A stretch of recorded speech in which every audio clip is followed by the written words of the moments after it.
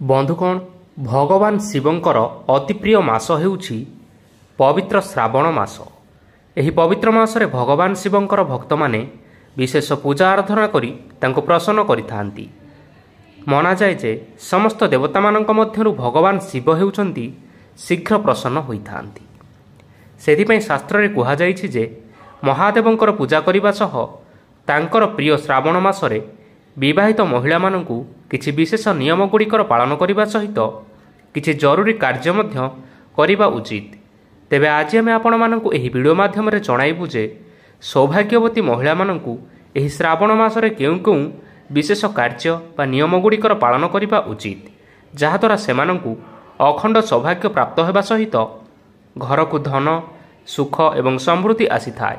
एथि सहित श्रावण मासरे कौन खाइबा अनुचित, श्रावण मासरे केउ नियम पालन करिवे, महादेवंकु पूजारे केमिति प्रसन्न कराइबे ओ केउ राशि मानक पई शुभ रहिबो ओ केउ राशि मानक पई अशुभ रहिबो, ताहा पूर्वरु आपण मानकु अनुरोध एही वीडियो को गोटे लाइक करि नियंतु एवं जदि आपण माने एपर्यंत हम चैनल को सब्सक्राइब करि नांती ताहाले वर्तमान ही सब्सक्राइब करि नियंतु। तेबे आसंतु जानिबा। प्रथमे जानिबा सधवा नारी माने श्रावण मासरे केउ पांचटी काम कले घरकु धन सुख और समृद्धि आसी थाए। नंबर 1 शुभ कार्य गुड़िकर लाल रंगर वस्त्रर विशेष महत्व रही थाए। लाल रंग सौभाग्यर प्रतीक होइथिबारु पूजा समय यह पिंधिबा द्वारा सौभाग्य लाभ होइथाए। ठीक सेहीपरि भगवान शिवंकर एही प्रिय मासरे तांको पूजा करिबा समय रे विवाहित महिला माने लाल रंगर वस्त्र पिंधिबा द्वारा भोलानाथ और माता पार्वतींकर आशीर्वादरु सौभाग्य वृद्धि होइथाए। नंबर 2 मान्यता अनुसार पवित्र श्रावण मासरे महिला माने प्रतिदिन सकाळु शीघ्र उठी स्नान करी पूजा करिबा उचित।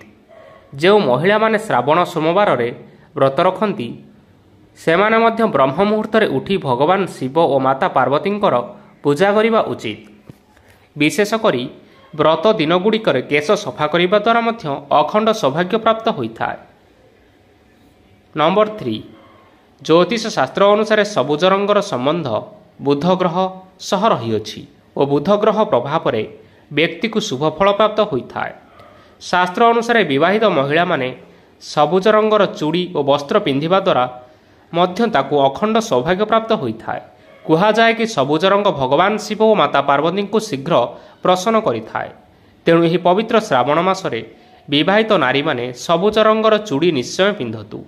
नंबर 4 सिंदूर 16 श्रृंगार सामग्री मध्यरु गोटिए। जड़े विवाहित महिला एवं एमानक पई एहार खूब महत्व रहीअछि। एमिति तो विवाहित महिला माने सबुबेले मथारे सिंदूर लगाइबा उचित, किंतु श्रावण मासरे प्रतिदिन सिंदूर लगाइबा द्वारा और मंगलसूत्र पिंधिबा द्वारा देवी पार्वती और भगवान शिव खुशी होई अखंड सौभाग्यवती हेबार वरदान देइथांती।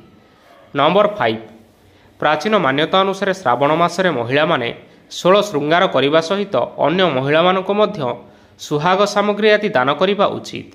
यह द्वारा भगवान शिव और पार्वतींकर माता लक्ष्मी एवं खूब प्रसन्न होइथांती। किंतु मने रखंतु जे आपण माने केबे हेले निजर व्यवहार करुथिबा सुहाग सामग्री दान रे देबे नाही। आपण माने नुआ सामग्री बजाररु किणी एहाकु दान रे देई परिबे।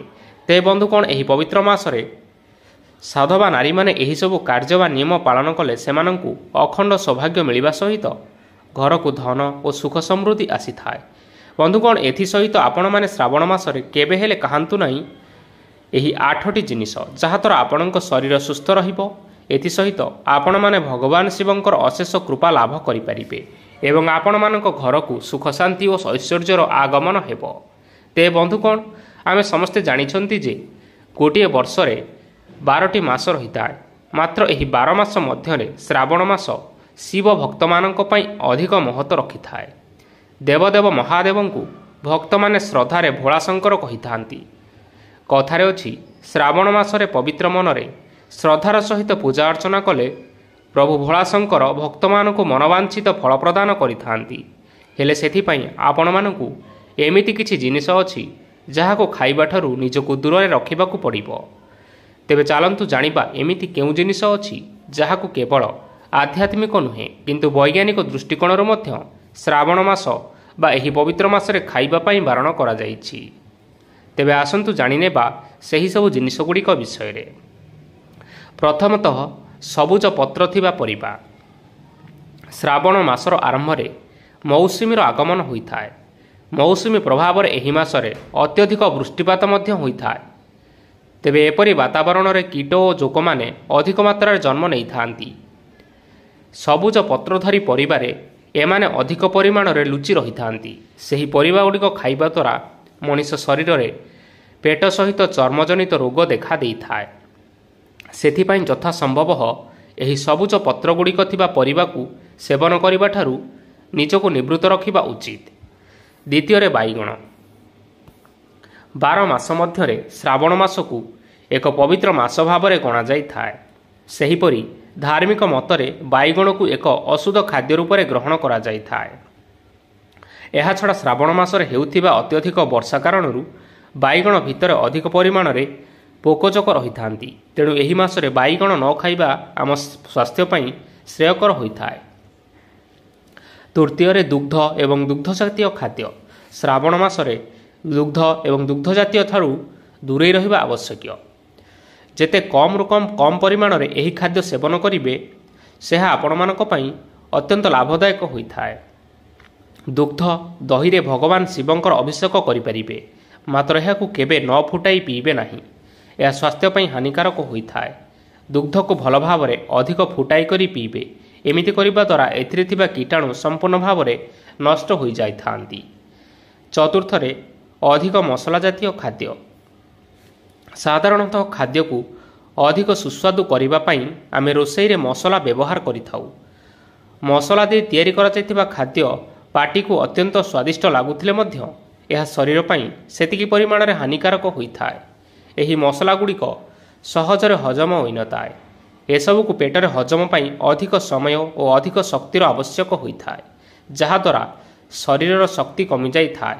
ଏହାଛଡ଼ା ଶ୍ରାବଣ ମାସରେ ମଣିଷ ଅଧିକ କାର୍ଯ୍ୟବ୍ୟସ୍ତ ରହୁଥିବାରୁ ତାକୁ ଅଧିକ ଶକ୍ତିର ଆବଶ୍ୟକ ରହିଥାଏ, ଯେଉଁଥିପାଇଁ ମସଲା ଜାତୀୟ ଖାଦ୍ୟ ଖାଇଲେ ମଣିଷ ଦୁର୍ବଳ ହୋଇଯାଏ।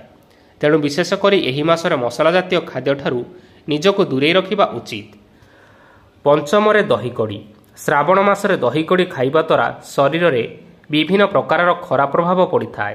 ଏହାକୁ ଖାଇବା ଦ୍ୱାରା ନିଦ ନ ହେବା, ଗଳାରେ କଷ୍ଟ ଅନୁଭୂତି ହେବା, ଅତ୍ୟଧିକ ପତଳା ହୋଇଯିବା ଭଳି ଅନେକ ଦୋଷ ଦେଖା ଦେଇଥାଏ। ତେଣୁ ଶ୍ରାବଣ ମାସରେ ଦହିକଡ଼ି ଭଳି ଖାଦ୍ୟଠାରୁ ନିଜକୁ ନିବୃତ୍ତ ରଖନ୍ତୁ। ଷଷ୍ଠରେ ମାଛ ମାଂସ ଜାତୀୟ ଖାଦ୍ୟ। ଶ୍ରାବଣ ମାସ ଏକ ପବିତ୍ର ମାସ ହୋଇଥିବାରୁ ଏହି ମାସରେ କୌଣସି ପ୍ରକାରର ମାଛ ମାଂସ ଜାତୀୟ ଖାଦ୍ୟ ଖାଇବା ବର୍ଜିତ ହୋଇଥାଏ। ବିଶେଷ କରି ମାଛ ଖାଇବାଠାରୁ ଦୂରେଇ ରହିବା ଉଚିତ, କାରଣ ଏହି ସମୟରେ ମତ୍ସ୍ୟ ଜାତୀୟ ଜୀବମାନେ ମିଳନ କରିଥାନ୍ତି ଏବଂ ଅଣ୍ଡା ମଧ୍ୟ ଦେଇଥାନ୍ତି। ତେଣୁ ଏହି ସମୟରେ ଏମାନଙ୍କ ଶରୀରରେ ବିଭିନ୍ନ ପ୍ରକାରର ରୋଗ ଜୀବାଣୁ ସୃଷ୍ଟି ହୋଇଥାନ୍ତି, ଯାହା ମନୁଷ୍ୟ ଶରୀର ପ୍ରତି ହାନିକାରକ ଅଟେ। ତେଣୁ ଏହି ମାସରେ ଆମିଷ ଖାଦ୍ୟ ସେବନ ନ କରିବା ହିଁ ଆମ ସ୍ୱାସ୍ଥ୍ୟ ପ୍ରତି ଉତ୍ତମ ହୋଇଥାଏ। ସପ୍ତମରେ ପିଆଜ ଓ ରସୁଣ। ପିଆଜ ଓ ରସୁଣ ଖାଇବା ଦ୍ୱାରା ତାମସିକ ପ୍ରବୃତ୍ତିର ବୃଦ୍ଧି ଘଟିଥାଏ। କୁହାଯାଏ ଏହି ପ୍ରକାରର ଖାଦ୍ୟ ଖାଇଲେ ମଣିଷ ଭିତରେ କ୍ରୋଧ, ରାଗ, ଅହଙ୍କାର, ହିଂସା ଆଦି ଗୁଣ ଦେଖା ଦେଇଥାଏ, ଯାହାଦ୍ୱାରା ମନୁଷ୍ୟ ଯେତେ ପୂଜାପାଠ କଲେ ମଧ୍ୟ କୌଣସି ଫଳ ମିଳେ ନାହିଁ।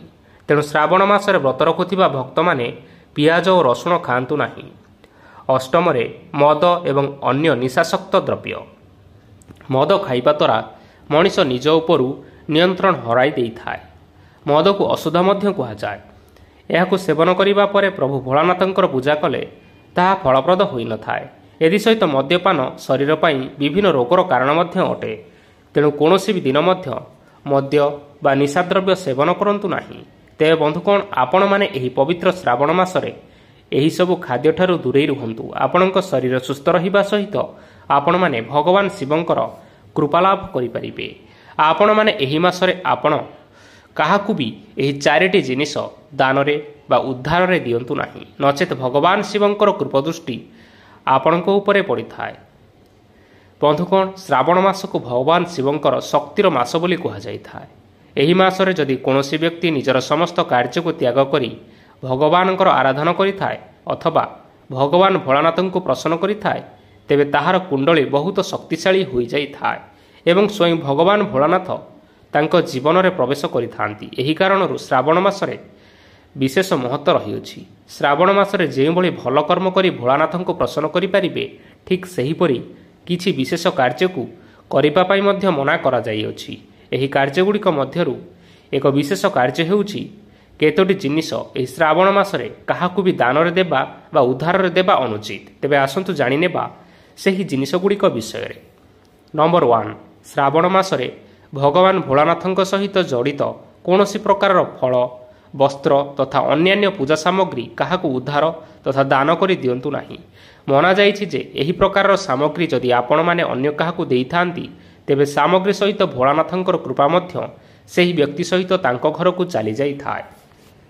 ନମ୍ବର 2, ଶ୍ରାବଣ ମାସକୁ ଧନର ମାସ ବୋଲି କୁହାଯାଏ। ଏଣୁ ମନେ ରଖନ୍ତୁ ଯେ ଏହି ମାସରେ ଯଦି କୌଣସି ବ୍ୟକ୍ତି ଆପଣମାନଙ୍କଠାରୁ ଧନ ଉଦ୍ଧାର ମାଗିବାକୁ ଆସନ୍ତି, ତେବେ ଆପଣ ତାଙ୍କୁ ଉଦ୍ଧାରରେ ଧନ ଦିଅନ୍ତୁ ନାହିଁ ଏବଂ ଆପଣଙ୍କୁ କୌଣସି ଅନ୍ୟ ବ୍ୟକ୍ତିଙ୍କଠାରୁ ଉଦ୍ଧାର ମଧ୍ୟ ଆଣିବା କଥା ନୁହେଁ। ମାନ୍ୟତା ରହିଛି ଯେ ଶ୍ରାବଣ ମାସରେ ଯଦି ଆପଣମାନେ ଧନ କାହାକୁ ଉଦ୍ଧାରରେ ଦିଅନ୍ତି ତଥା ନିଅନ୍ତି, ତେବେ ସେହି ଧନ କେବେ ଫେରିଆସେ ନାହିଁ ଏବଂ ଯେଉଁ କରଜ ଆପଣ ଅନ୍ୟଠାରୁ ନେଇଥାନ୍ତି ତାହା କ୍ରମଶଃ ଆପଣଙ୍କ ଉପରେ ଚଢ଼ିବାକୁ ଲାଗିଥାଏ। ନମ୍ବର 3, ଭଗବାନ ଶିବଙ୍କୁ ଦୁଗ୍ଧ ଦ୍ୱାରା ଅଭିଷେକ କରାଯାଇଥାଏ। ଯଦି ଆପଣ ଏହି ମାସରେ କାହାକୁ ସକାଳେ ଅଥବା ସନ୍ଧ୍ୟା ସମୟରେ ଦୁଗ୍ଧ ତଥା ଦହି ଉଦ୍ଧାର ଦେଇଥାନ୍ତି, ତେବେ ଆପଣଙ୍କ ଘରର ଲକ୍ଷ୍ମୀ ଅନ୍ୟ ଘରକୁ ଚାଲିଯାଇଥାନ୍ତି। ଏହା ସହିତ ଭୋଳାନାଥଙ୍କର କ୍ରୋଧର ମଧ୍ୟ ସାମ୍ନା କରିବାକୁ ପଡ଼ିଥାଏ। ନମ୍ବର 4, ଯଦି ଆପଣ ଶ୍ରାବଣ ମାସରେ କାହାକୁ ଉପହାର ଦେବାକୁ ଚାହୁଁଛନ୍ତି, ତେବେ ଭୁଲରେ ମଧ୍ୟ ଆପଣ ପିନ୍ଧିଥିବା ଘଡ଼ି ଅଥବା ବଜାରରୁ କିଣି ଆଣିଥିବା ଘଡ଼ି କାହାକୁ ଉପହାର ସ୍ୱରୂପ ଦିଅନ୍ତୁ ନାହିଁ। ଏହାଦ୍ୱାରା ଆପଣଙ୍କର ଖରାପ ତଥା ଭଲ ସମୟ ସେହି ବ୍ୟକ୍ତି ଜଣଙ୍କ ପାଖକୁ ଚାଲିଯାଇଥାଏ। ଏବେ ଆସନ୍ତୁ ଜାଣିବା ମହାଦେବଙ୍କୁ ପୂଜାରେ ପ୍ରସନ୍ନ କିପରି କରିବେ। ମହାଦେବଙ୍କର ପୂଜା ଅର୍ଚ୍ଚନା କରିବା ପାଇଁ ସୋମବାର ଦିନକୁ ବହୁତ ଶୁଭ ମନାଯାଇଥାଏ। ଶ୍ରାବଣ ମାସ ହିନ୍ଦୁମାନଙ୍କ ପାଇଁ ବହୁତ ଶୁଭ ମାସ ଅଟେ। ଏହି ମାସରେ ପଡ଼ୁଥିବା ସୋମବାରକୁ ବହୁତ ବିଶେଷ ମନାଯାଇଥାଏ। ଯଦି ଶ୍ରାବଣ ମାସର ସୋମବାର ଦିନ ଦେବଦେବ ମହାଦେବଙ୍କୁ ପୂଜା ଅର୍ଚ୍ଚନା କରାଯାଏ, ତେବେ ଏହାର ଫଳ ଅନ୍ୟ ସୋମବାର ଅପେକ୍ଷା 100 ଗୁଣା ବଢ଼ିଯାଇଥାଏ। ତେଣୁ ଭଗବାନ ଶିବଙ୍କର କୃପା ପାଇବା ପାଇଁ ତାଙ୍କୁ ପ୍ରସନ୍ନ କରିବା ନିହାତି ଆବଶ୍ୟକ। ତେବେ ଭଗବାନ ଶିବଙ୍କୁ ପ୍ରସନ୍ନ କରିବା ପାଇଁ ଏପରି କିଛି ଉପାୟ ରହିଛି ଯାହାକୁ ପାଳନ କରି ଆପଣମାନେ ଭଗବାନ ଶିବଙ୍କୁ ପ୍ରସନ୍ନ କରିପାରିବେ, ଯାହାଦ୍ୱାରା ଆପଣମାନଙ୍କର ସମସ୍ତ ମନସ୍କାମନା ପୂର୍ଣ୍ଣ ହେବ। ତେଣୁ ଏଥିପାଇଁ ଆପଣମାନଙ୍କୁ ଶ୍ରାବଣ ମାସର ଯେକୌଣସି ସୋମବାର ଦିନ ଶିବଲିଙ୍ଗ ଉପରେ କିଛି ଜିନିଷ ଅର୍ପଣ କରିବାକୁ ହେବ।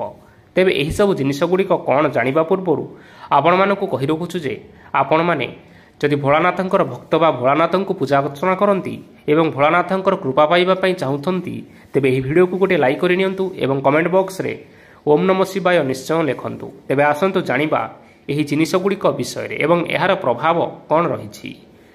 ନମ୍ବର 1, ଜଳ।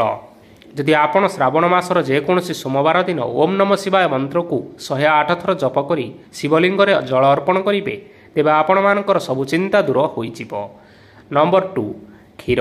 ଯଦି ଆପଣ ଶ୍ରାବଣ ମାସର ଯେକୌଣସି ସୋମବାର ଦିନ ଶିବଲିଙ୍ଗଙ୍କର ଅଭିଷେକ କଞ୍ଚା କ୍ଷୀରରେ କରିବେ, ତେବେ ଆପଣଙ୍କୁ ବହୁତ ଲାଭ ମିଳିବ ଓ ଶାରୀରିକ ରୋଗ ସବୁ ଦୂର ହୋଇଯିବ। ନମ୍ବର 3, ଚିନି। ଯଦି ଆପଣ ଶ୍ରାବଣ ମାସର ଯେକୌଣସି ସୋମବାର ଦିନ ଶିବଲିଙ୍ଗ ଉପରେ ଚିନି ଅର୍ପଣ କରିବେ, ତେବେ ଆପଣଙ୍କର ଘର ପରିବାରରେ ସୁଖ ସମୃଦ୍ଧି ବୃଦ୍ଧି ହେବ ଏବଂ ଏହା ସହିତ ଭଗବାନ ଶିବଙ୍କର ଆଶୀର୍ବାଦ ଆପଣଙ୍କ ଉପରେ ସଦାସର୍ବଦା ଲାଗି ରହିବ। ନମ୍ବର 4, ଘିଅ। ଯଦି ଆପଣ ଶିବଲିଙ୍ଗଙ୍କର ଅଭିଷେକ ଘିଅରେ କରିବେ, ତେବେ ଆପଣଙ୍କୁ ଶକ୍ତି ପ୍ରାପ୍ତ ହେବ ଓ ଯେଉଁ ଲୋକମାନେ ସନ୍ତାନ ସୁଖ ପ୍ରାପ୍ତି କରିପାରୁନାହାନ୍ତି ସେମାନଙ୍କୁ ସନ୍ତାନ ପ୍ରାପ୍ତ ହେବ। ନମ୍ବର 5, ମହୁ। ଯଦି ଆପଣ ନିଜ ବାଣୀକୁ ମଧୁର କରିବା ପାଇଁ ଚାହୁଁଛନ୍ତି, ତେବେ ଆପଣ ଶିବଲିଙ୍ଗରେ ଶ୍ରାବଣ ମାସରେ ଯେକୌଣସି ସୋମବାର ଦିନ ମହୁ ଅର୍ପଣ କରନ୍ତୁ। ନମ୍ବର 6, ଭାଙ୍ଗ। ଯଦି ଆପଣ ଶିବଲିଙ୍ଗରେ ଭାଙ୍ଗ ଅର୍ପଣ କରିବେ, ତେବେ ଭଗବାନ ଶିବ ଆପଣଙ୍କ ଉପରେ ବହୁତ ଶୀଘ୍ର ପ୍ରସନ୍ନ ହେବେ, କାରଣ ଭଗବାନ ଶିବଙ୍କର ଭାଙ୍ଗ ସହିତ ବହୁତ ଗଭୀର ସମ୍ପର୍କ ରହିଅଛି। ତେଣୁ ଆପଣମାନେ ଶ୍ରାବଣ ମାସର ଯେକୌଣସି ସୋମବାର ଦିନ ଶିବଲିଙ୍ଗ ଉପରେ ଭାଙ୍ଗ ଅର୍ପଣ କରନ୍ତୁ। ନମ୍ବର 7, ଚନ୍ଦନ। ଯଦି ଆପଣ ଶିବଲିଙ୍ଗରେ ଚନ୍ଦନ ଲଗାଇବେ, ତେବେ ଆପଣଙ୍କର ମନସ୍କାମନା ବହୁତ ଶୀଘ୍ର ପୂର୍ଣ୍ଣ ହେବ। ଏହାକୁ ଆପଣ ଶ୍ରାବଣ ମାସର ଯେକୌଣସି ସୋମବାର ଦିନ ମଧ୍ୟ କରିପାରିବେ। ନମ୍ବର 8, केशर जदि आपण शिवलिंग केशर अर्पण करेंगे तेज आपणकर सब समस्या धीरे धीरे दूर हो तेणु बंधुगण आपण मैंने श्रावण मासर जेकोसी सोमवार दिन यही सब जिनसगुड़िक अर्पण कर आपण मैंने महादेव को प्रसन्न करेंगे जहाद्वारा आपण मानकर समस्त मनस्कामना निश्चय पूर्ण हो। यही पवित्र श्रावण मासरे भगवान शिव 5टी राशि व्यक्तिशेष मान भाग्य करने जाउछंती अद्भुत चमत्कार जहाँफल एमानंकर जीवन पूरापूरी बदली जावाई जाऊँगी एमानंकर भाग्य सुना भली मध्य चमकिबाकू जाऊँगी। बंधुगण प्रत्येक मनुष्यर जीवन में केतेबेले दुख आसी थाए तो आउ केतेबेले सुख मध्य आसी थाए। जीवन में दुख नथिले केबे भी सुखर आनंद अनुभव होई न थाए। ते बंधुगण एही सब परिवर्तनर कारण हेउछि ग्रहमानकर चलन। कौनसी व्यक्तिर जीवन में घटुथिबा प्रत्येकटी घटना पछरे ग्रहमानकर चलन ही दायी होई थाए। प्रति 100 वर्षरे थरे ग्रहमानकर चलन में विराट बड़ परिवर्तन आसी थाए एवं सही परिवर्तन पाई व्यक्तिमानकर जीवन में दुख बा सुख आसी थाए। तेबे ही श्रावण मासरे एपरि एक महासंजोग बनुअछि जे जहाँफल यही श्रावण मास सरिबा पूर्वरु यही 5 गोटी राशि मानकर भाग्य खोलिबा पाई जाउअछि। तेबे आसंतु जानिबा सही 5टी भाग्यशाली राशि मानकर विषय रे। नंबर 1 मेष राशि। मेष राशि व्यक्ति मानकु एही अद्भुत महासंजोग सहित भगवान शिवंकर कृपा प्राप्ति हेबो जहाँद्वारा आपण मानकर जीवन सुखमय होइजिवो। ताहा सहित माँ लक्ष्मींकर विशेष कृपा फल आपण मानकर भाग्य खोलिबा पाई जाउअछि। किंतु परिश्रम जारी रखंतु उत्तम फल निश्चिंत रूप से प्राप्त हेबो। समाज रे मान सम्मान एवं प्रतिष्ठा मध्य वृद्धि पारिबो। ताहा सहित शरीर मध्य सुस्थता वृद्धि हेबो एवं आपण माने आकस्मिक धन लाभ करिपारिबे। नंबर 2 कन्या राशि। कन्या राशि व्यक्ति विशेष मानकु एही अद्भुत महासंजोग रे भगवान शिवंकर विशेष कृपा प्राप्त हेबो। ताहा सहित एही राशिर कुंडली रे ग्रह मानकर जोगर कारणरू अनेक प्रकार शुभ फल प्राप्ति हेबो। व्यवसाय रे भी लाभ प्राप्ति हेबो। पारिवारिक जीवन में सुख शांति बजाय रहिबो। अचानक गुप्तधन प्राप्तिर मध्य जोग बनुअछि। एमानक उपरे प्रभु भोलानाथंकर विश्वास और कृपा लागि रहिबो। नंबर 3 तुला राशि। तुला राशि व्यक्ति विशेष मानकु आगामी समय नूतन योजना करिबार जोग बनुअछि। ताहा सहित भगवान शिवंकर विशेष कृपा प्राप्ति पाई एमानकर भाग्य एही श्रावण मास सरिबा पूर्वरु संपूर्ण भाव बदलिबा पाई जाउअछि। एहा सहित अचानक गुप्तधन प्राप्ति हेबार मध्य जोग बनुअछि। भाग्यर पूर्ण समर्थन एमानक प्राप्ति हेबो। एहा सहित व्यवसाय रे मध्य विशेष रूप से लाभवान हेबे। सिंह राशि। एही राशि व्यक्ति विशेष मान कुंडली रे श्रावण मासर अद्भुत महासंजोग कारण ग्रह मानकर शुभाशुभ फल एही राशि रे देखिबा पाई मिलिबो। ताहा सहित एमानकर स्वास्थ्य रे मध्य उन्नति परिलक्षित हेबो। भगवान शिवंक कृपारु समस्त कार्य को बेस सुरुखुरु रे समाधान करि परिबे। एहा सहित अचानक कोनोसी गोटिए बड़ धरणर खुशी खबर मिलिबा पाई मिलिबो जहाँ आपणक समय को संपूर्ण रूप से बदलाई देव। ताहा सहित एही समय धन मनस्कामना प्राप्तिर मध्य जोग रहिअछि। भगवान शिवंक कृपारु आपणकु आकस्मिक भाव में धन लाभ होई पारे। कुंभ राशि। एही राशिर व्यक्ति विशेष मानक पई एही श्रावण मासर अद्भुत महासंजोग कारणरू समस्त प्रकार संजोग आपण मानक पई भल साब्यस्त हेबो। आपणकर भाग्य बदलिबा पई जाउअछि।